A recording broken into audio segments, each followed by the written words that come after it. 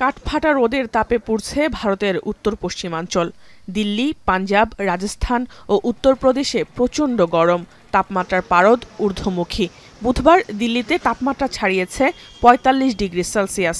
বাতাসের আর্দ্রতার কারণে ৫১ ডিগ্রি সেলসিয়াস গরম অনুভূত হয়েছে সেখানে। তীব্র গরমে তাই নাভিশ্বাস সেখানকার বাসিন্দাদের। সবচেয়ে বেশি দুর্ভোগে খেটে খাওয়া দিনমজুরের।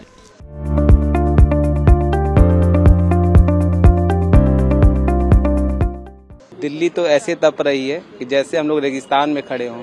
इतनी ज़्यादा गर्मी हो रही है, चिलचिलाती धूप है इतनी ज़्यादा कि सहन नहीं हो रहा है। ये समझिए कि हम लोग जो है गर्मी की वजह से मजबूरी में निकल रहे हैं, इसलिए कि हम लोग को जो है कमाएंगे नहीं तो खाएंगे क्या जो है। অসহ্য এই গরমে মানুষের পাশাপাশি চরম কষ্ট পাচ্ছে চিড়িয়াখানায় থাকা পশু পাখি। তাই এই সময়টাতে তাদের বিশেষ যত্ন নেয়ার পরামর্শ পশু চিকিৎসকদের। এই পরিস্থিতিতে শহরটিতে রেড অ্যালার্ট জারি করেছে রাজ্য সরকার। বাসিন্দাদের জরুরি প্রয়োজন ছাড়া সরাসরি সূর্যের আলোতে না যাওয়া, প্রচুর পানি খাওয়া ও দুপুরের প্রচণ্ড রোদে ঘরে থাকার পরামর্শ রাজ্য সরকারের। শুক্রবার দিল্লিতে সর্বোচ্চ তাপমাত্রা হতে পারে ৪৭ ডিগ্রি সেলসিয়াস। এরপর থেকে তাপমাত্রা কিছুটা কমতে পারে বলে পূর্বাভাস দিয়েছে ভারতের আবহাওয়া বিভাগ। দিল্লির পাশাপাশি রেড অ্যালার্ট জারি রয়েছে পাঞ্জাবেও।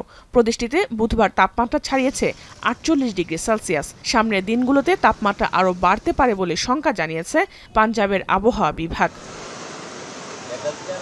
জাহানারা ভুঁইয়া, এখন বিশ্ব।